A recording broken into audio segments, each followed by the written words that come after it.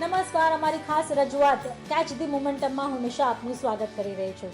અત્યારની પરિસ્થિતિ એવી છે, માર્કેટ વોલેટાઇલ છે. ખબર નહીં, ઇન્ફ્લેશનનો ડર બધા જ સેન્ટ્રલ બેન્ક્સને સતાવી રહ્યો છે. એવામાં કોવિડ કેસીસ વધી રહ્યા છે અને થર્ડ વેવની ચર્ચા ચાલી રહી છે. પણ માર્કેટ પોતાનું મોમેન્ટમ નથી છોડી રહ્યું. તો આ મોમેન્ટમને કઈ રીતે પકડી રખાય અને એમાં કયા સ્ટોક્સ પર તેજી કરવાની તક અહીંયા બની રહી છે, એના પર આજે આપણે ખાસ ચર્ચા કરવાના છે. તો કેચ ધી મોમેન્ટમમાં અત્યારે આપણે જુઓ તો ગ્લોબલ સેન્ટિમેન્ટ એટલા સારા નથી, મિક્સ તમને જોવા મળશે. પણ એની વચ્ચે પણ તમને ડાઉ આઉટ પરફોર્મ કરતો દેખાઈ રહ્યો છે. એની સાથે એસએનપી અને નાસ્ડેક પણ તમે જો નવા ઊંચાઈની નજીક આવતા દેખાઈ રહ્યા છે. સાથે જ આપણા માર્કેટ્સ તમે જો તો આપણા માર્કેટમાં પણ એક સારી એવી ખરીદારી છે. ભલે ધીરે ધીરે આગળ વધતી હોય પણ નવા લક્ષ્યાંક સર કરવાની તૈયારી દેખાઈ રહી છે. હવે આગળ આ ચર્ચાને વધારીએ અને આપણી સાથે ચર્ચામાં નિર્મલ બંક સિક્યોરિટીઝના અમિત ભુક્તાની, ડિસિપ્લિન એડવાઇઝર્સના મિતેશ પંચાલ અને એચડીએફસી સિક્યોરિટીઝના વિનય રાજાણી જોડાઈ ગયા છે. આપ સૌનું સ્વાગત છે. કારણ કે અત્યારે આપણે રિઝલ્ટ સિઝનમાં પણ છીએ અને આ બધા કહી શકાય સેન્ટિમેન્ટને પણ ફેક્ટર ઇન કરવાનું છે. એમાં તક ક્યાંથી શોધવી અને આ મોમેન્ટમને કઈ રીતે કેચ કરવું, એના પર આપણે આજે ડિટેલમાં ચર્ચા કરીશું. તો પહેલાં હું વૈશ્વિક બજારોથી શરૂઆત કરવા માંગીશ. તો અમે તો ડાઉથી શરૂઆત કરવા માંગીશ. તમને આ ડાઉનો ચાર્ટ કેવો લાગે છે? કારણ કે આપણે જોતા હોઈએ છીએ એની સીધી ઇમ્પેક્ટ આપણા માર્કેટ પર આવે છે. ઓવરઓલ આપણે જોશું તો આજના દિવસમાં જે હિસાબથી ડાઉન આપણે જોઈ લે, ડાઉ ફ્યુચર્સનો છેલ્લા 4 થી 8 અઠવાડિયાનો ચાર્ટ જોઈ લે આપણે, તો કન્ટિન્યુઅસલી એક રેન્જમાં પ્લેઆઉટ કરતા દેખાણો છે. છેલ્લા 4 અઠવાડિયા પહેલા આપણે જોયું હતું કે ડાઉમાં એક થોડુંક આપણે પ્રેશર બી આવતા દેખાણું હતું અને કન્ટિન્યુઅસ 2 વીક સુધી પ્રેશર આપણને દેખાણું હતું.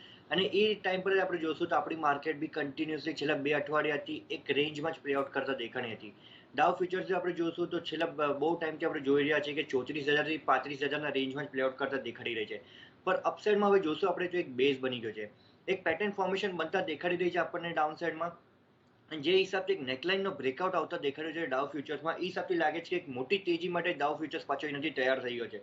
અપસાઇડમાં આપણે જોશું તો જે હિસાબથી બ્રેકઆઉટ આવી રહ્યો છે ડાઉમાં, એ હિસાબથી લાગે છે કે 34,950નો એક બ્રેકઆઉટ છે.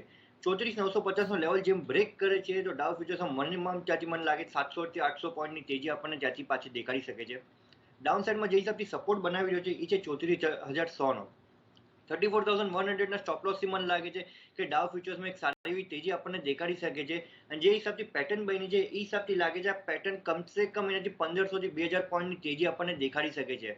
સો ઓવરઓલ સ્ટ્રેન્થ મને એનાથી બહારની માર્કેટ બી આપણે જોશું અને ઇન્ડિયન માર્કેટ બી જોશું તો સ્ટ્રેન્થ એનાથી પોઝિટિવ જ લાગી રહી છે. હું કહીશ કે એનાથી ઓવરઓલ એનાથી આઉટલુક જે હિસાબથી છેલ્લા 2-3 દિવસથી પાછું આપણે ઇન્ડિયન માર્કેટ્સમાં બી જે હિસાબથી તેજી દેખાણી છે અને જે હિસાબથી વોલ્યુમ પિકઅપ થતા દેખાણો છે, એ હિસાબથી લાગે છે કે બાઇંગ મોમેન્ટમ કન્ટિન્યુ રહેશે. ડાઉ ફ્યુચર્સ મને લાગે છે નેક્સ્ટ 2 થી 3 દિવસમાં અપસાઇડ 35,400 થી 35,600ના વચ્ચે આપણને કાઉન્ટર દેખાડી શકે છે. ચોક્કસ. તો ડાઉની સીધી ઇમ્પેક્ટ આપણા માર્કેટ્સ પર હોય છે, એટલા માટે અમે ડાઉના ચાર્ટ લીધા છે. કારણ કે તમે જો ન્યૂ ઇકોનોમી અને ઓલ્ડ ઇકોનોમી ફેક્ટર કરતી હોય છે યુએસમાં, તો ડાઉ ઓલ્ડ ઇકોનોમી સ્ટોક્સને રિપ્રેઝન્ટ કરે છે અને ત્યાં આપણને હવે ચાર્ટમાં એક સ્ટ્રોંગ મોમેન્ટમ દેખાઈ રહ્યો છે. એવામાં નિફ્ટી કઈ રીતનું એક મોમેન્ટમ પ્લે કરી રહ્યું છે એના પર મિતેશ આપ જો જાણકારી આપી શકો. ચાર્ટ કેવા લાગે છે નિફ્ટીના? Good morning Nisha. બહુ જ સારો શો એક તમે થીમ લઈને આવ્યો છો, કેચ ધ મોમેન્ટમ. કારણ કે જ્યારે બજાર ઓલ ટાઈમ હાઈ ઉપર હોય છે ત્યારે તમારે થોડોક એક શોર્ટ ટર્મ વ્યૂ લેવાનો હોય છે અને જ્યારે તમે મોમેન્ટમને ચેસ કરતા હોય છો ત્યારે તમે સારો એવો નફો ગાંઠે બાંધી શકો છો. મોમેન્ટમ વગર ઓલ ટાઈમ હાઈ ઉપર ટ્રેડ કરવું ઘણું અઘરું છે. હવે વાત કરીએ નિફ્ટીની, તો 11મી જૂન 2021થી હું જો વીકલી ચાર્ટને પ્લોટ કરું છું તો આપણે 5 વીકની અંદર આપણે નિફ્ટીને એક સિમ્પલ દાયરાની અંદર જોઈ છે. ફોર એન એક્ઝામ્પલ, ઉપરમાં 15,915નું એક હર્ડલ છે જે આપણે 2 જુલાઈ 2021ના રોજ જોયું અને નીચેમાં આપણે 15,450નું એક સપોર્ટ જોયો 18મી જૂન 2021. નિશા, પહેલું અઠવાડિયું છે જ્યારે નિફ્ટી સ્પોટની અંદર આ 15,915નું જે હર્ડલ હતું 2 જુલાઈ 2021ના વીકલી ચાર્ટ ઉપર, એને ક્રોસ કરી અને હવે એની ઉપર બંધ આપવા માટે રેડી છે. અત્યારે આપણે 15,958 ઉપર ટ્રેડ કરી રહ્યા છે અને હોપફુલી જો આજે મોમેન્ટમ આવું રહે તો આજે ફર્સ્ટ ટાઈમ એવું બનશે કે 7 વીકનું જે હર્ડલ હતું એની ઉપર ક્લોઝ આપશે. એ હર્ડલની ઉપર એ સ્ટ્રોંગ રેઝિસ્ટન્સની લેવલ્સની ઉપર ક્લોઝ આપશે નિફ્ટી. તો આ એક બહુ જ બુલિશ સાઇન બની રહી છે અને હવે પછીના ટાર્ગેટ જે નિફ્ટીની અંદર બની રહ્યા છે એ 16,100 અને 16,300ના ઉત્તરોત્તર બની રહ્યા છે. તો ડેફિનેટલી વીકલી ચાર્ટ પ્રમાણે જે રીતની સ્ટ્રેન્થ આપણને આ વીકની અંદર દેખાય છે એ સ્ટ્રેન્થે બે કામ કર્યા છે. એક તો ઇન્ટરમીડિયેટ જે સ્ટ્રોંગ રેઝિસ્ટન્સ છે એની ઉપર હવે ક્લોઝ થશે, અને બીજું આ વીકની જે ટ્રેડિંગ પેટર્ન છે એ ઇન્ડિકેટ કરે છે કે નિફ્ટી હવે એક નવા દાયરાની અંદર, એક નવી ટ્રેડિંગ રેન્જની અંદર એન્ટર થવા જઈ રહી છે. તો ડેફિનેટલી મોમેન્ટમ પોઝિટિવ છે.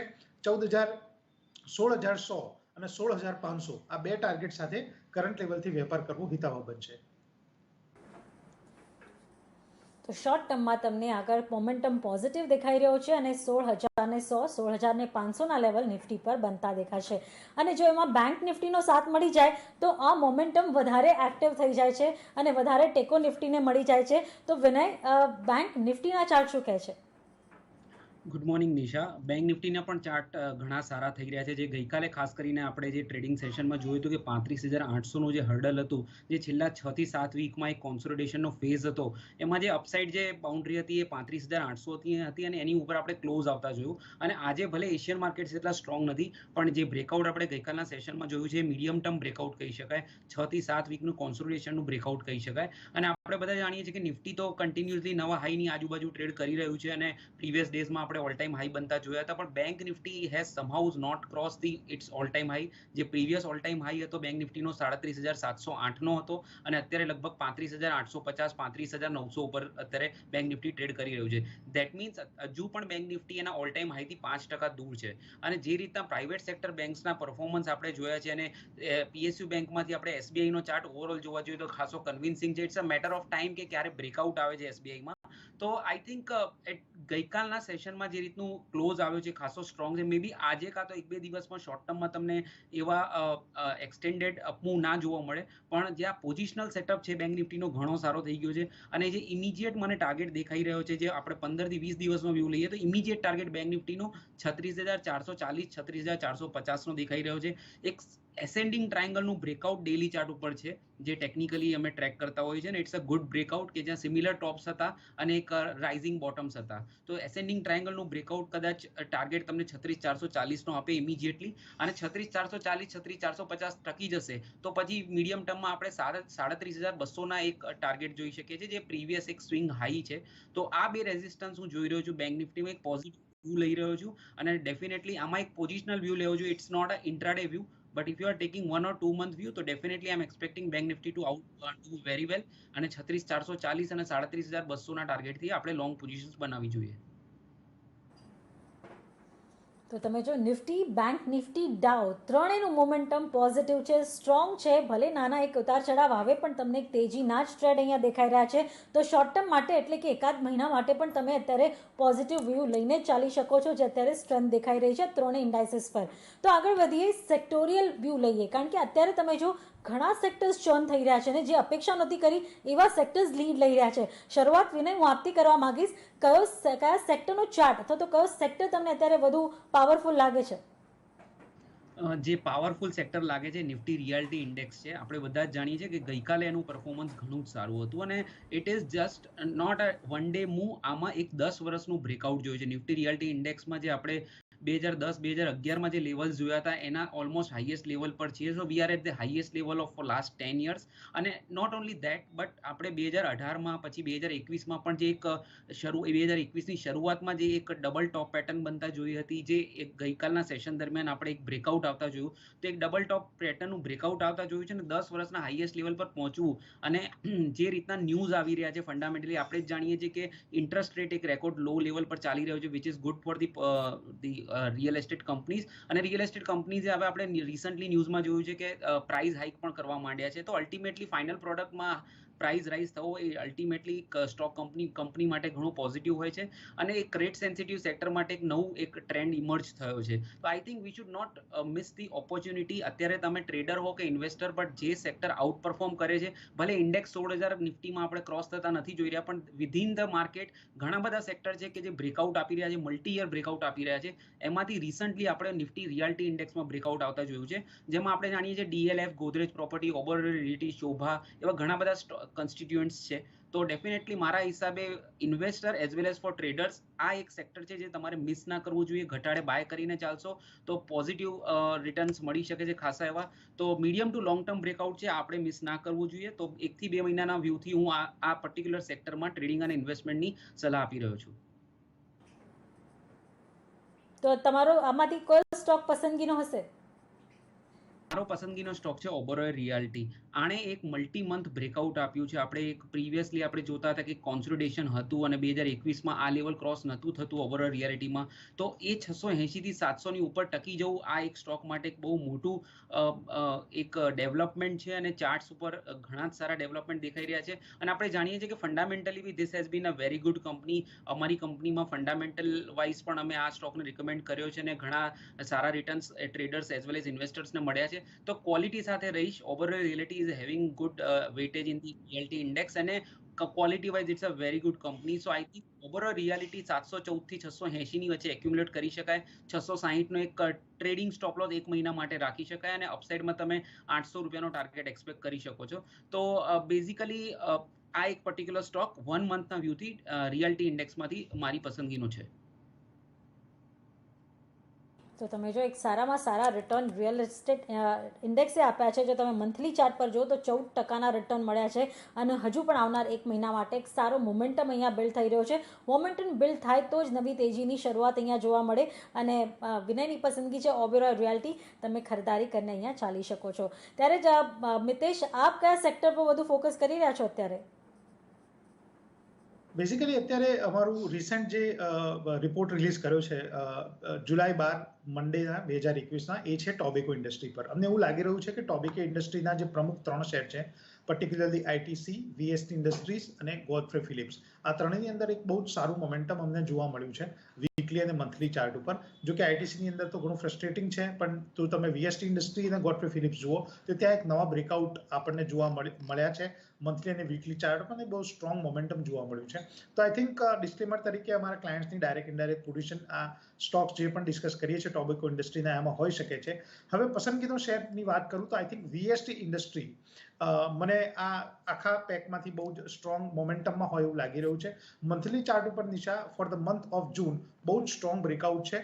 મેનો ક્લોઝ હતો 3316 રૂપિયા અને જૂનનો ક્લોઝ છે 3612 રૂપિયા. એટલે એક જ મહિનાની અંદર આપણને 10% કરતાં પણ વધારે સારા રિટર્ન મળ્યા છે અને વિથ વોલ્યુમ એની અંદર બહુ જ સારું બ્રેકઆઉટ આવ્યું છે. તો આઈ એમ ઓફ ધ વ્યૂ કે કરંટ લેવલથી વીએસટી ઇન્ડસ્ટ્રીની અંદર જો ખરીદારી કરવામાં આવે તો આવનારા 1 થી 3 મહિનામાં ઉપરમાં આપણે 4339 રૂપિયાના લક્ષ્યાંક લગભગ 20 થી 22% રિટર્ન આપણને મળે એવું લાગી રહ્યું છે. કરંટ ભાવ એનો 3531 રૂપિયા છે. સ્ટોક બહુ જ સ્ટ્રોંગ મોમેન્ટમમાં છે અને એસ્પેશિયલી રિસન્ટલી 3750 રૂપિયાનું જો હર્ડલ ક્રોસ કરશે તો એક નવી ટ્રેડિંગ રેન્જની અંદર સ્ટોક એન્ટર થશે. જે રીતનું અત્યારનું મોમેન્ટમ છે નિશા, એ રીતે લાગી રહ્યું છે કે આવનારા 10 થી 15 ટ્રેડિંગ સેશન્સની અંદર એનું ઇન્ટરમીડિયેટ હર્ડલ જે છે 3750 રૂપિયા એ ક્રોસ કરશે અને અલ્ટિમેટલી 4339 રૂપિયાનું આપણું ટાર્ગેટ 1 થી 3 મહિનામાં અચીવ થાય એવું લાગી રહ્યું છે.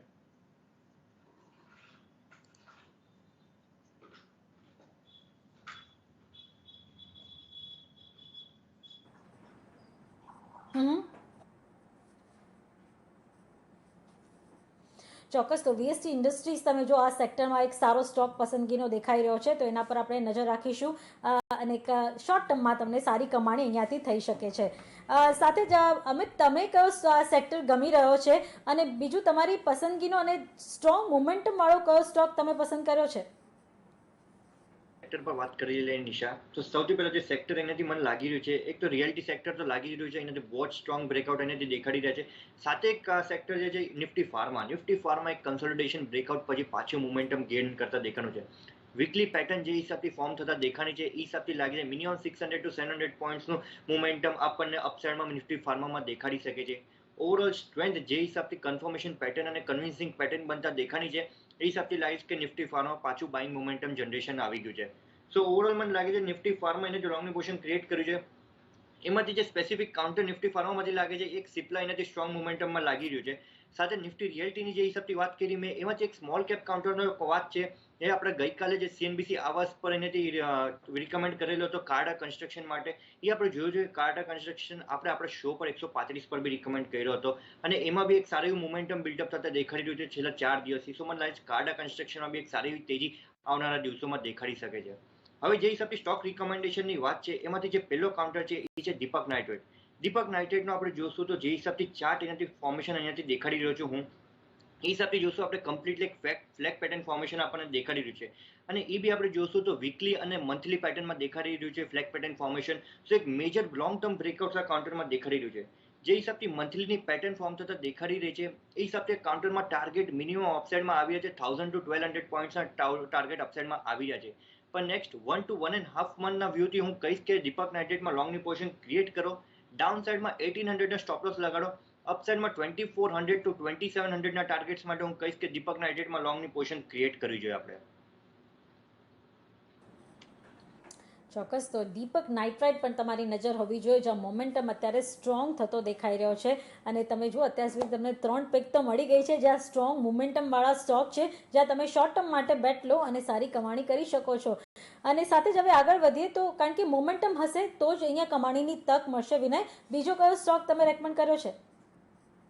તરફથી બીજો સ્ટોક પણ directly or indirectly we can say that એક રિયાલિટી ઇન્ડેક્સની જેમ રિયાલિટી સેક્ટર છે એ રીતના ઇન્ફ્રાસ્ટ્રક્ચર સેક્ટર છે. તો આ બધા જ જે infrastructure as well as reality આખું એક સેક્ટર બહુ જ સરસ પરફોર્મ કરી રહ્યું છે.